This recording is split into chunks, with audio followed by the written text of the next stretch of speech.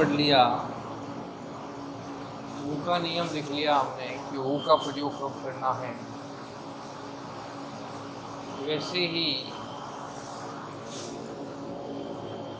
विच देखें,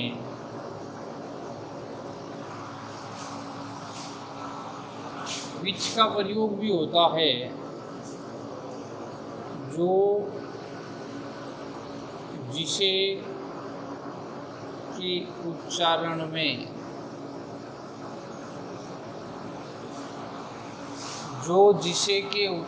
में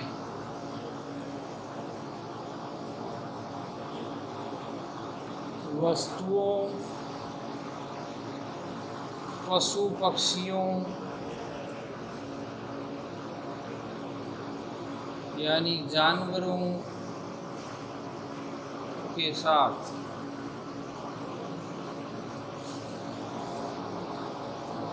विच का प्रयोग करेंगे।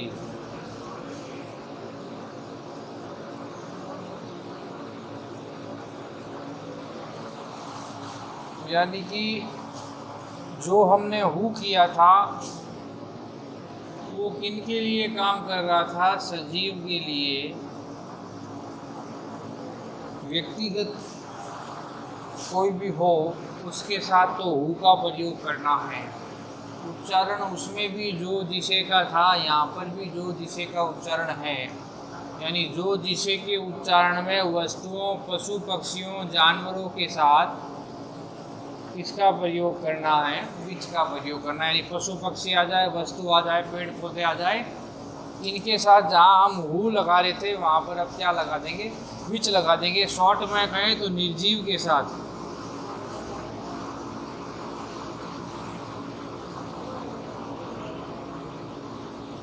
किसके साथ?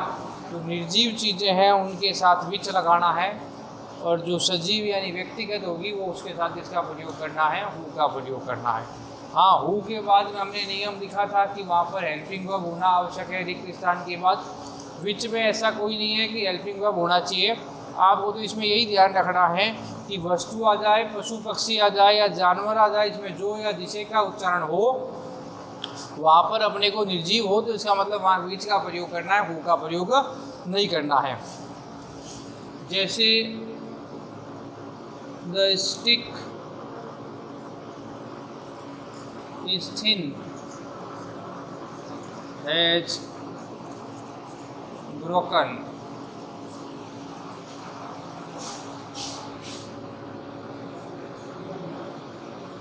The boy passed exam is my brother.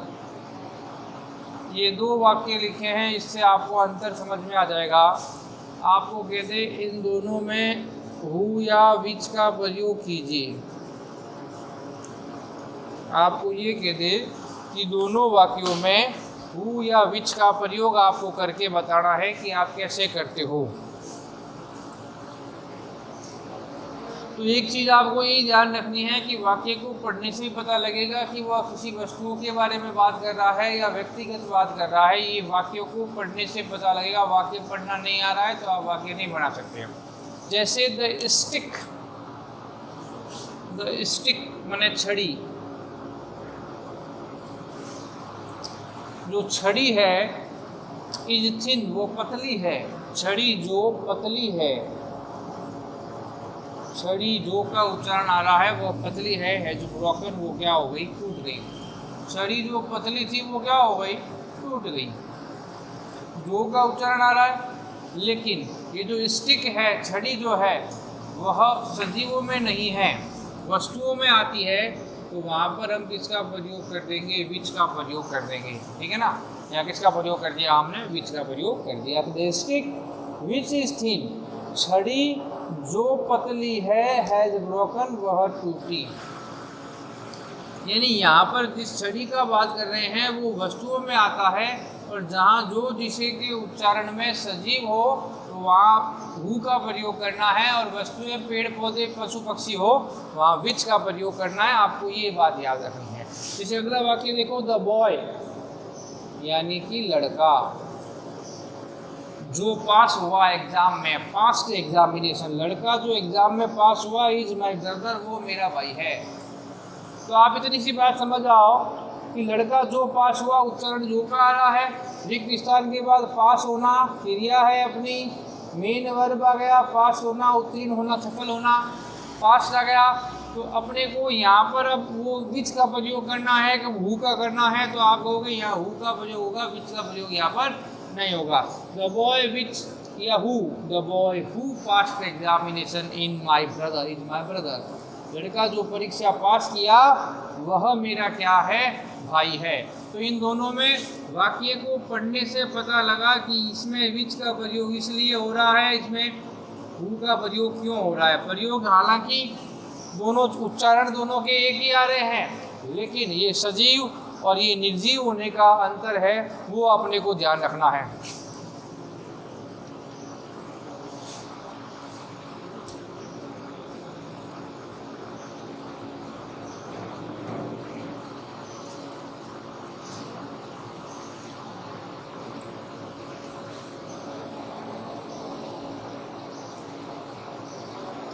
क्या लिखा है, my uncle gave me a book, मेरे चाचा जी ने मुझे एक बुक दी, बुक मने किताब। चाचा जी ने एक किताब दी जो रोचक है, रोचक है मतलब इंटरेस्टिंग है। तो जो का उच्चारण आ गया, my uncle gave me a book, मेरे चाचा जी ने एक किताब दी, जो किताब क्या है, रोचक है। चाचा जी रोचक नहीं बता रहा है, चाचा जी रोचक बताते तो गलत प्रयोग होता। किताब क्या है, रोचक है। तो चाचा जी ने किताब दी, वो किताब रोचक है।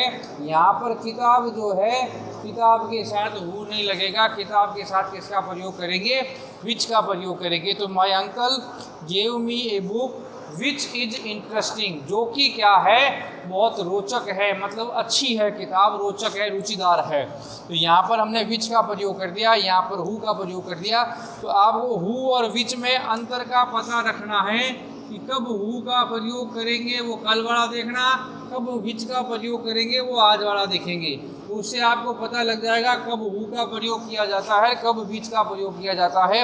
हु के प्रयोग में किसकी पहचान को ध्यान रखना है और विच के प्रयोग में किसकी पहचान को ध्यान रखना है, ये चीज़ें आपको अच्छी तरह से आनी आवश्यक है। विशेष बात यही ध्यान रखनी है कि हु और विच में अंतर को ध्यान रखो कि सजीव और निर्जीव का अंतर क्या है, वो पहचानना आवश्यक है वाक्य पढ़ने के पश्चात। अगर वो पहचान लेते हो तो आसानी से आप वाक्य को पूरा बना सकते हो, रिक्त स्थान भर सकते हो। आज के लिए दोनों नियम हो गए।